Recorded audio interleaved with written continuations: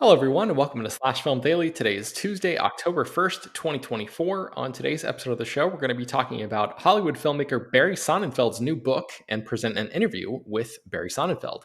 My name is Ben Pearson. I'm an editor at slashfilm.com, and I'm joined on today's episode by Slash Film editor Brad Oman. Hey, that's me. All right, Brad, tell me about this book. What is the name of this book, first of all? The name of this book is Best Possible Place, Worst Possible Time: True Stories from a Career in Hollywood. Sounds like a pretty innocuous title for a collection of memoirs from a director like Barry Sonnenfeld, who has done everything from the two live-action Addams Family movies to the first three Men in Black movies and Get Shorty, and working as a director of photography for the Coen brothers and their early works like Blood Simple and Raising Arizona. But the origin of the title, once you actually find out what it is, which you will in my interview with Barry Sonnenfeld, because I wanted him to tell this anecdote to our listeners, is hilarious. And it involves Tommy Lee Jones on the set of Men in Black. So you'll find out about that once you hear our full interview. Amazing. Yeah, you got quite a lot of time with him. So we're not going to spend a ton of time in the intro here, but I have not had a chance to read this book yet. But I would love for you to make the case to our listeners for why they should read it, because obviously you read it before talking with Barry for this interview. Yeah, so I think you'll find that a lot of memoirs out there really feel like they dig into so much of personal thoughts and like really looking back on things in an extremely uh retrospective way that like almost feels like it's trying to just like explain everything about where they were in that moment in time and really like provide this like almost like biographical account of their own life from their own perspective. This book is more like a collection of anecdotes, and as Barry describes it in our interview, where they said the publisher kind of wanted him to write a book with a collection of stories that people could easily read on the toilet and just read a little bit and then move on. And they're very brisk. I wouldn't even necessarily call them chapters, but like they're all separated into different stories and everything. Some of them are as short as like one page, some of them are a few pages, but they're all very breezy. It's a super quick read, but it's so fascinating to hear him talk about working on all these things. He has some pretty great relatively scathing stories about working with Gene Hackman and John Travolta on Get Shorty, talking about the complications of working on big movies with a lot of hands in the pot on Men in Black. He gets very honest about the things that went wrong with Men in Black 2 and Wild Wild West, the two movies that he considers his biggest disappointments, and flat out says in the book that his career never really recovered from them. He talks about almost doing Forrest Gump and why that didn't work out, why he didn't make a movie with Jim Carrey. There's so many fascinating stories in this book. Like I couldn't put it down. I read through it so quickly. And the other thing that I didn't know about Barry Sonnenfeld before reading this book is he's hilarious. All of these stories in here feel like they're like actually like polished written bits from like a stand-up comedian. Like he has great timing even in the writing of these stories. The way he begins and ends them, sometimes he ends them on like a perfect punchline. He's just a really good storyteller and a really good writer. So if you are interested at all in any of the movies he's made over the years, or you just want some good laughs and find out some really intriguing stories about working with some of these big Hollywood stars, I could not recommend more reading this book.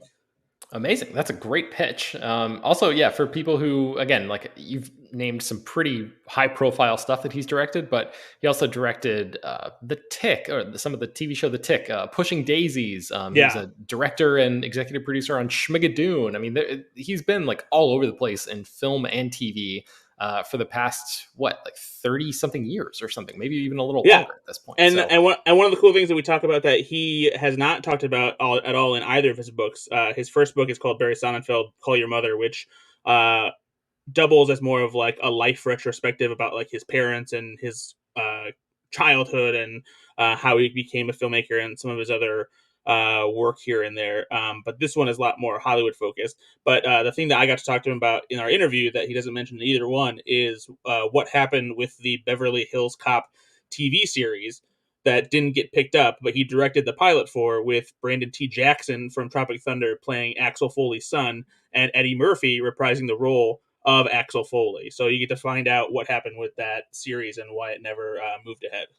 Excellent. Okay. Well, yeah, man, that's a great intro, great tease. I think let's actually take a break and then we'll come back and present your interview with Barry Sonnenfeld. Okay, before we get into it, we should mention that there was a little recording mix up at the beginning of this interview. So, for the first 5 minutes or so of this 30-plus minute long discussion, you'll hear Brad's backup recording. And then you'll hear a noticeable improvement in the quality immediately after that for the rest of their conversation. So, sorry about that, but at least we didn't lose the audio entirely, which has happened before and is always horrifying. So, without further ado, here is Brad's conversation with Barry Sonnenfeld. So Barry, I've loved so many of your films over the years. I grew up with Addams Family, Men in Black, but I never realized until reading your books that you were just an inherently funny person. Your stories read like the polished bits of a stand-up comedian with of a one-man show comprised of this incredible wealth of Hollywood anecdotes. Oh, thanks so much. Why did it take so long for you to share, this gift with us? Well, the gift was actually shared in March of 2020 when I dropped my first book, Right. which is called Barry Sonnenfeld, Call Your Mother, which is something that happened to me at Madison Square Garden when my mother paged me at 2:20 in the morning. But so I wrote a book that was published in March of 2020, days before the pandemic shut us down. And my publisher really liked the book, and then they said, and that book was really about my parents and my upbringing in Right. Washington Heights and how I ended up becoming a filmmaker. But then Hachette, my publisher, wanted a second book that's specific to my career. So the editor said, give me short chapters that people could read on the toilet. So depending on how constipated you are or aren't, some of those chapters are readable on the toilet. Yeah. Since working with the Coen brothers is like your earliest Hollywood work, I was wondering if there was anything key you learned from them as filmmakers that you took to your directorial debut with Addams Family, and how you combined that with your own filmmaking sensibilities. Right. Well, Joel, Ethan, and I are good friends, and I think that I would say that we all shared a very similar way of working in that, the three of us, first of all, Joel Coen went to undergraduate NYU film school. I went to graduate film school. I didn't know him there, but one thing you learn at film school is everything is about pre-production. So Joel, Ethan, and I are just crazy nuts about pre-production. Every shot is worked out. In my case, both as a cameraman and now as a director, I design all the shots. I publish them so the crew, both at the beginning of the movie, then weekly, then daily, get a list of every shot we're going to do. Yeah. And what that does is it really helps you make movies less expensively, said the guy who's made $100 million movies in budget.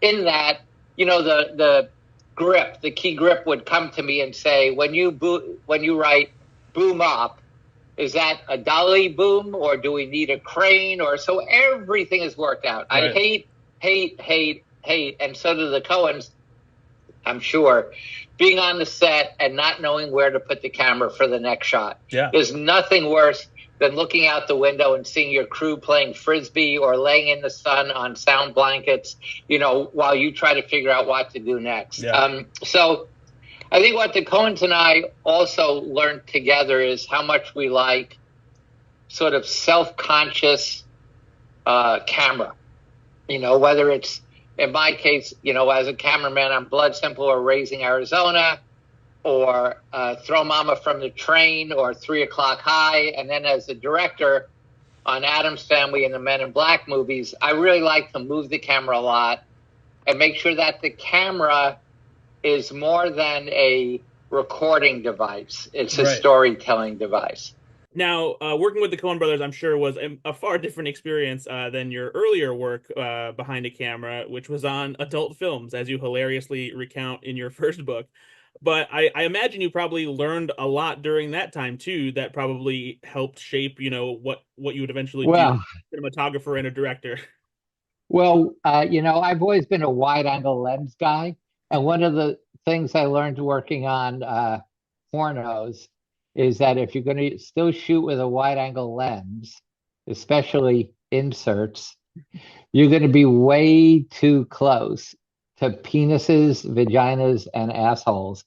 And I learned the hard way that you should really use a longer lens and be a little further back from the action because as I recount in painful detail in Yeah. chapter 19, called A Actor Short, A Cum Shot Behind, on Barry Sonnenfeld, Call Your Mother, I recount how the last day of shooting, I ended up being covered in human excrement when a fountain of liquefied fecal matter shoots out of this woman's rectum Yeah. and ends up all over my camera and my face, at which point I threw up on her.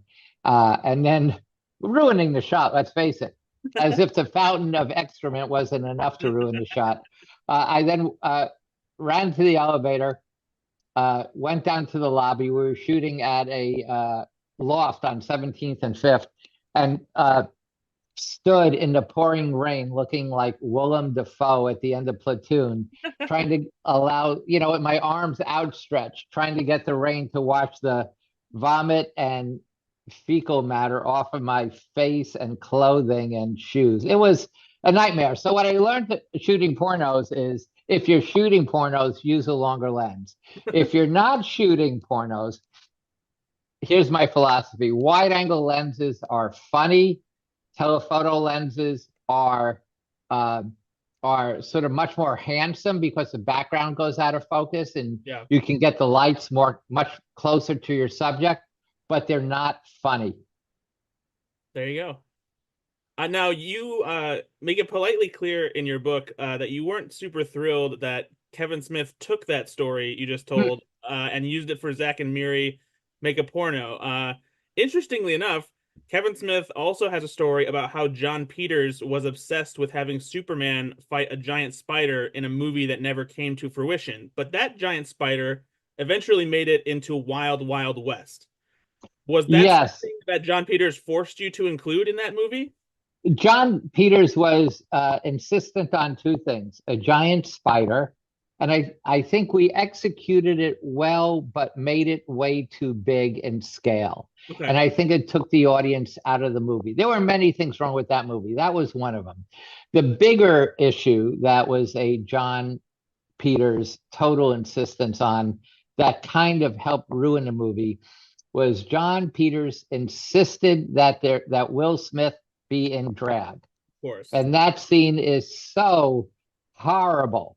And it was so expensive, and we had to build this giant set for it. Will didn't want to do it. I didn't want it done. And it was just one of the many reasons that Wild Wild West is one of my least favorite movies as a director. Yeah, you also talk about how the dynamic between Kevin Kline and Will Smith didn't work out very well because Kevin felt like he needed to try to be funny, and that was supposed to be Will Smith's job. Do you think that that dynamic probably would have worked better if George Clooney had ended up signing on to the movie as was originally intended? Absolutely. Because George Clooney can be a great straight man. He's a great reactor. Yeah, And as you know, comedies always play out in reaction shots.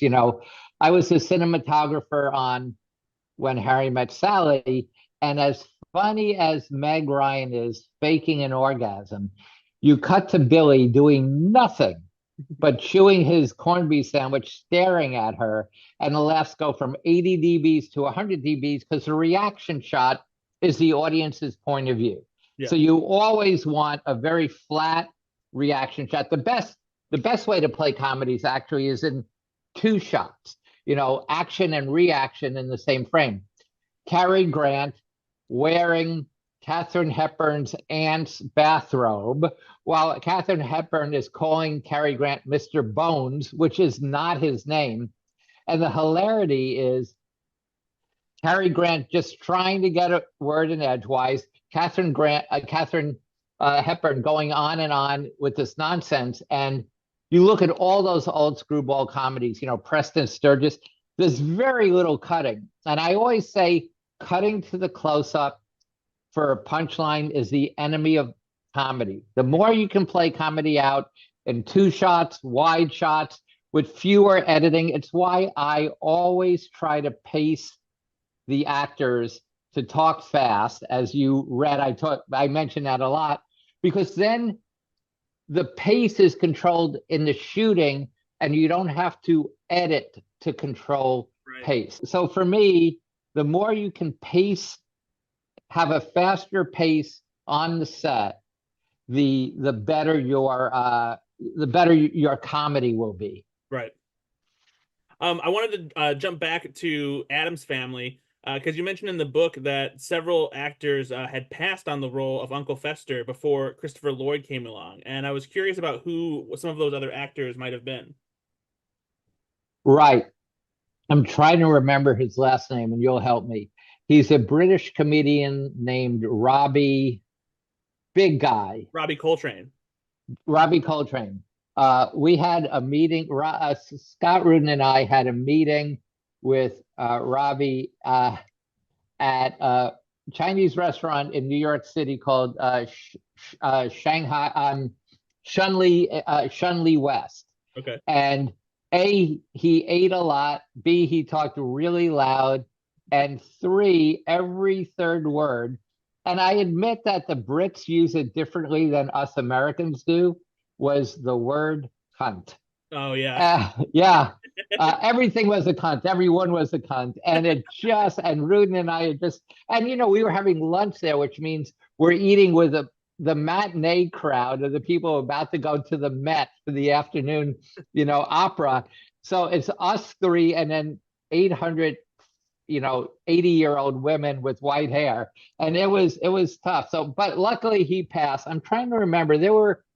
We went with a bunch of sort of bigger guys, physically more Fester-like. And the funny thing is, you would never think of Chris Lloyd as that guy to play Uncle Fester. He's thin, he's lithe, and in fact, I would watch takes in the cutting room, in the editing room, and Chris would be tall and thin. And I go, oh my God, this won't work. And then I hear myself say action, and his head would disappear into his shoulders. He'd lose his neck, and he was amazing. I'll tell you a story about Chris. So because we were worried that Chris wasn't going to look enough like Uncle Fester, we decided to see what he would look like with prosthetics. Mm-hmm. So Alan Monroe, who was our visual effects supervisor, arranged to give him a prosthetic face. We shot an actual scene with Chris on a real set and everything, and he looked like a character from Dick Tracy, which was a great movie, but everyone looked like that. So those people were within that world. Yeah. But the test we shot, Chris looked like literally he walked off of a Warren Beatty's movie. So we arranged for Chris to come because Chris really wanted to disappear in the role. So he was really excited about prosthetics. So we arranged for Chris to come to Paramount. We arranged for a screening room for Scott Rudin and I to show him the test so he could see how he looked like he was from a different movie. Chris shows up, unbeknownst to us, the same day in the same building. Our cinematographer, Owen Roisman, was interviewing stand-ins for Fester. Whoa. So Chris walks into the building and sees a bunch of chairs with a bunch of sort of rotund men sitting there. And all Chris knows is he's been called to see his test in the screening room at Paramount, right? So Chris comes in, I show him the test, and I say, so Chris, what do you think?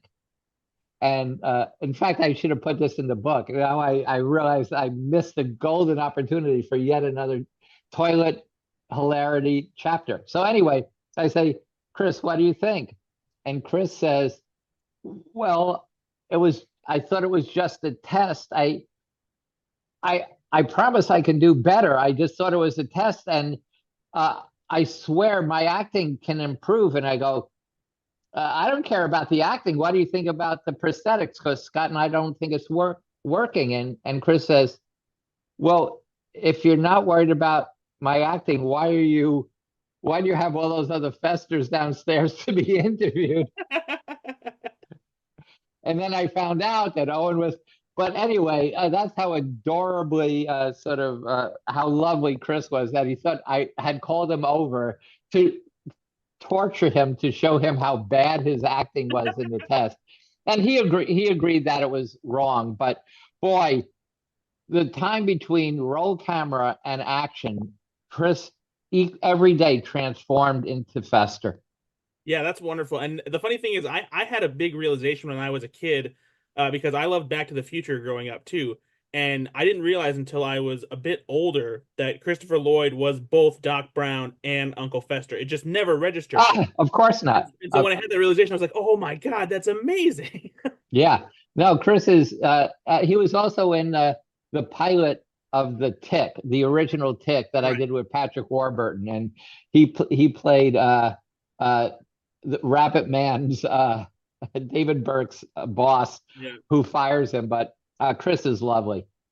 So moving on to Addams Family Values, I was so interested to hear about the music video that never came to be from Michael Jackson for this movie, and that would go on to actually be his own music video with a song called Ghosts. I was curious if you were involved in the actual development of the video's concept at all, especially since it included footage of the Addams Family children at the end of it.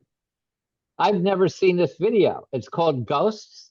Yeah, so there's somehow the footage that they shot for this music video for Addams Family Values leaked online. The concept itself, he ended up reusing for a song called Ghosts, and it's pretty much the exact same premise, setting, everything, but just without the Addams Family kids appearing at the end. I am fascinated by that. That's such interesting information. So here's what happened.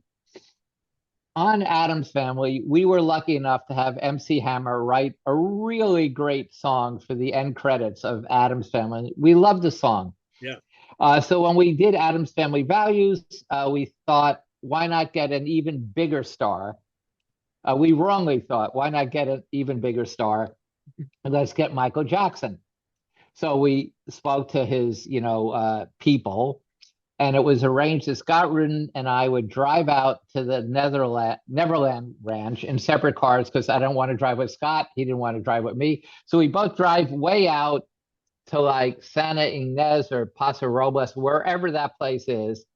We get there and there's no Michael Jackson. We've got the reels of film, and his estate manager says, "Oh, Michael's been delayed, but he'll be here soon." Right. Soon was like somewhere between 4 and 6 hours later.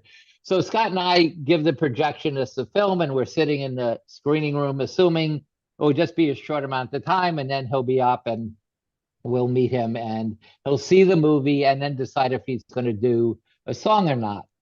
I am so interested. I got to listen to Ghosts. So anyway, Rudin keeps falling asleep and snoring. And I'm in this weird screening room that has bedrooms within the screening room and beds and drapes and all sorts of stuff. And it would hold 50 people. It's got giant Oscar statues in the foreground. And Scott's driving me crazy, snoring and then waking himself up. So I wake him up. I said, come on, let's get some fresh air. We go outside. We find the estate manager. I arrange for him to open up Michael's amusement park for us. And one of the highlights of my life is watching Scott Rudin on the merry-go-round on a little plastic horsey going up and down, trying not to laugh hysterically. So that was fun. Yeah, that's but amazing. now the state manager says, it's going to still be some time before Michael gets here. And I go, gets here? Doesn't he live here? He goes, yes, but he's flying in from London and he should be here in a few hours. So he arranges for us to have some lunch, and he wheels out one of those hotel, tables with the white, tablecloth, and it's got 2 plates with 2 beautiful chrome domes. He's brings out 2 chairs from somewhere, folding chairs. Rudin sits in one, I sit in the other, and then in sync, this man opens up the two domes, and I had a bowl of peanut M&Ms, and Scott Rudin had a Halloween fun-sized Kit Kat and Snicker bars. So that was our lunch. Michael eventually showed up several hours later. So it's now like probably 4 hours in total. We start to screen the movie. We're going to screen the movie, I think, and Michael says, "Well, I'll look at it, but thanks for coming." So then Paramount makes a deal. I guess he watched the movie at some point, and suddenly Michael has to leave the country. We don't know why, we don't know how, but he's off to Japan, and we ship the sets to him in Japan, and that's the last I knew about it. Wow. Yeah, if you go on YouTube, look up Michael Jackson, is it scary? Because apparently that's like it's something that's said in the video, and you'll see the footage that was all shot for what would have been the video, and at the very end there's a bookend with Wednesday and Pugsley and Pubert. And then if you go watch his actual official Ghosts video, the longer version, which is like 23 minutes, you'll see that he just used the exact same concept, but without the Addams Family kids involved. Fantastic. Thank Yeah. you so much. I'm glad you were on my podcast today. Now, as I understand it, Adam's Family Values was shot in '92, and that was before those allegations against Michael Jackson had surfaced. So, where did the joke about Glicker being terrified of that Michael Jackson poster come from? It happened way before any accusations, and it was just we tried to make the room as creepy as possible with Disney posters, and we are the everyone should unite. It was just every sort of creepy thing we cloying saccharine thing. Yeah. And we thought Michael Jackson would be a funny addition to that, but it had nothing to do with any molestation charges. We just Yeah. got lucky on that one, I guess. Yeah, because it worked on a totally different level when it's finally released. Yeah, no, really. So jumping to Men in Black, you have some amazing stories about working with Will Smith and Tommy Lee Jones. In fact, the title of your book is taken from a hilarious joke told by Jones that was kind of impromptu. I wondered if you could just tell our listeners about that moment. Sure. The great thing about Tommy is he's not capable of making jokes per se. So here it is. It's Men in Black 2. It's middle of the night. We're in Los Angeles somewhere, probably on the Disney Ranch shooting something. And Will Smith is sitting on one canvas chair. I'm next to him in another chair. And we called Tommy to the set because we're about ready to shoot. Tommy comes sitting down next to me, and I abhor silence. Will Smith is always saying, "Baz, leave me alone. You don't have to entertain me. Just sit here quietly." But I'm always chatting. So Tommy sits next to me, and for absolutely no reason that I can think of, I say to Tommy, "Tommy, tell me why life is like a tampon." Now, not only did I not know I was going to say that, Tommy sure didn't know. This was, first time he's ever heard this question. And without any hesitation, Tommy says to me, "You know what, Barry? Life is like a tampon. You're always in the best possible place at the worst possible time." I fell out of my chair. Will does a spit take. It was truly brilliant. Tommy is hilariously funny as long as he's not trying to be funny. Yeah, I love hearing about that process of making sure that he just played it straight, because that's exactly what makes the dynamic between him and Will Smith work so brilliantly in those movies. Well, as you know, you only want one funny person in your comedy. It's what we were talking about with Kevin Kline. Kevin wanted to be funny, and Will was supposed to be funny, but we couldn't have both of them be funny. So Will had to be the straight man. But yes, you only want one funny guy, and that's the great thing about the Men in Black sequence series, which is that Tommy is the straight man. Once he realized that being the straight man often is where the bigger laugh comes in, which he didn't know until he saw the finished Men in Black, the first Men in Black. Yeah. Now, you're not shy about your frustrations with Men in Black 2, along with Wild Wild West. You call it one of your biggest disappointments. I wanted to ask specifically because there's a long-standing behind-the-scenes detail about how the ending of Men in Black 2 had to be changed because 9/11 had happened. And I wondered if you could talk about that process and what the original ending would have entailed. Right. There was a lot of stuff wrong with Men in Black 2. Some of it had to do with the ending, which takes place hurriedly on a roof set that we built at the last minute. That was supposed to take place between the two World Trade Centers Okay. buildings.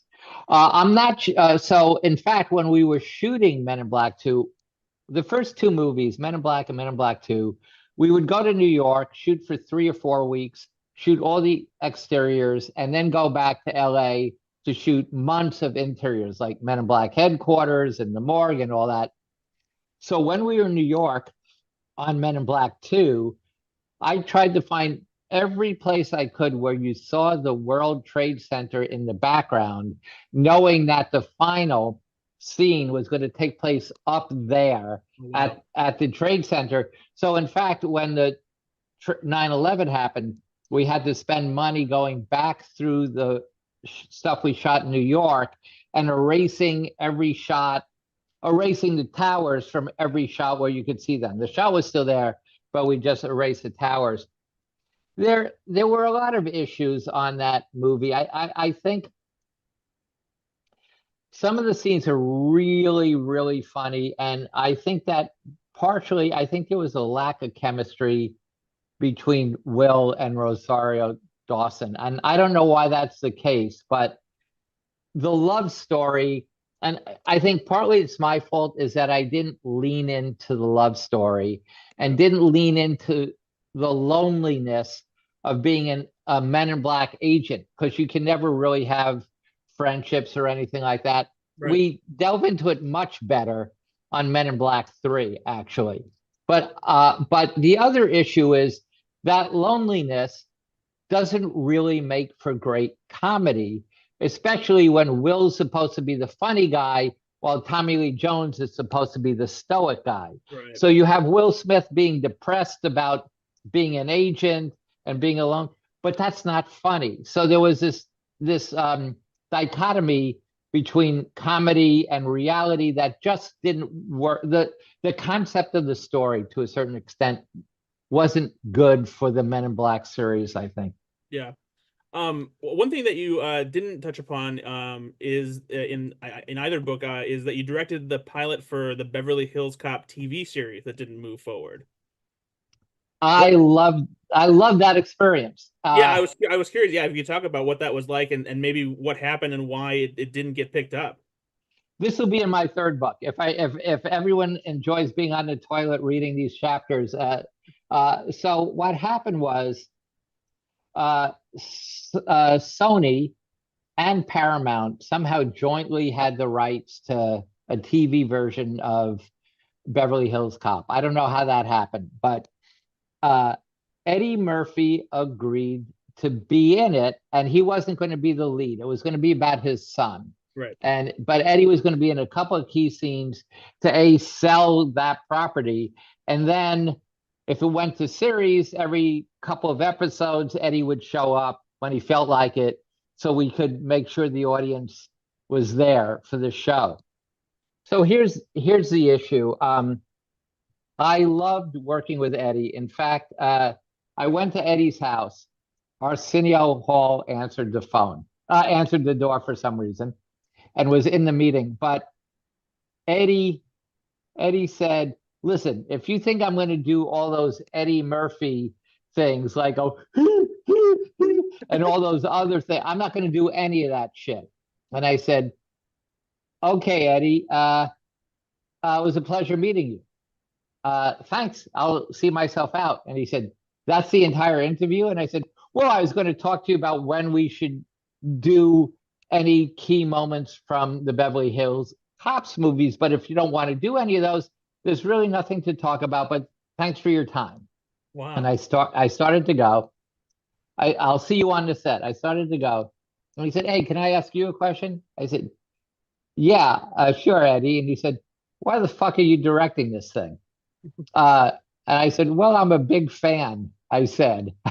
And I left, right? So it's the first day we're shooting, and I'm on the set with Eddie, and the scene is that we set up the scene, and then Eddie's supposed to pop up from behind the car, and Brandon, who played Eddie's son, is supposed to see him, and I would have hoped that Eddie would have gone so, but of course he said he wouldn't. So I I'm curious what Eddie's going to do.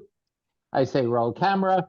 Eddie stands up and goes, and Eddie the whole time did everything I would have wanted him to do, but he said he wasn't going to do. And Eddie has two guys that work with him. One is his cousin, and one is his stunt double. Okay. And they both look identical to Eddie, but and can do every one of his mannerisms, have memorized the entire script because Eddie likes to be in the master shot where you see him and set up the action and the rhythm, and he's great and hilarious and a born genius. And then you shoot, an over the shoulder or a close up where he's in frame, but the whole rest of the scene, any reverse angles over his shoulder onto the other actor's close up, anything where you don't actually need the Eddie Murphy, he's already gone home. So you shoot everything with Eddie in 2.5 hours and he's gone. But here's the thing, it was fine. There were several times where I would say I thought, Eddie Murphy, you know what, Eddie, I don't think we need you for this shot. And the guy would say, I'm not Eddie. That's how much they all look, both his stand-in and his stunt guy. And they were both brilliant actors. And I wish I remembered their names because it was amazing. Okay, so you wonder what happened. Yeah. Two things happened. One, Brandon T.J. Jackson was not good enough to be the starring actor in that show. Okay. And in fact, there was one night where we were shooting a scene with Brandon and Eddie at a hotel where they're doing some reconnaissance. Eddie is hilarious. He's ad-libbing, he's riffing, and instead of Brandon letting Eddie go, he tries to compete with Eddie and interrupts him and says something funny. Again, comedy, one funny guy in the scene, one straight man in the scene. Yeah. You've got Eddie Murphy being hilarious. The other guy better just shut up and react. And Brandon kept ruining takes. And I took him aside. I said, Brandon, just listen to him and react. He's hilarious. He goes, my fans don't want to see Eddie Murphy. They want to see Brandon T.J. Jackson. I said, you know what? I have a feeling in this scene they really want to see Eddie Murphy. Anyway, so that was one issue. The other issue is CBS and Paramount were both owned by the same Viacom conglomerate. The head of CBS, Les Moonves, was in a pissing contest with the head of Paramount, who was Tom Freston. Gotcha. Les Moonves literally didn't pick up a pilot called Beverly Hills Cop, co-starring Eddie Murphy, in part because of Brandon, and Eddie wasn't guaranteeing how much he would be in the series or not. Right. And I will say to Wes's, if you want to give Wes credit for anything, is that he didn't know if Eddie would be around enough. But it was really about not giving Tom Freston the hubris, the joy, the victory of having Eddie Murphy star in a television show, and we literally were not picked up. And it was a really, really good pilot. Yeah, it's that actually also leaked online, and I was able to watch it, and it's a great pilot. It's really a bummer that we didn't get to see what it would turn into. And Eddie was really good in it, and he was playing that guy, Yeah, absolutely. Well, that's my time, Barry. I appreciate you so much taking the time to talk with me. This book was hilarious and wonderful to read, and I hope that you do have another one that comes out because I would love to hear more of your Hollywood stories. Well, it's a pleasure working with you this because you know so much about film, and my book is really sort of almost like a film school class in a way. Yeah. Well, thanks. What a pleasure. Thank you so much, Barry. Hope you have a good one. You too. Thank you. Yeah. Bye-bye. All right. Hopefully everyone enjoyed that as much as I did. You can find much more about Barry Sonnenfeld's work at slashfilm.com. I will link to a few things in the show notes as well. Slash Film Daily is published every weekday, bringing the most exciting news from the world of movies and TV, as well as deeper dives into the great features you can find on the site.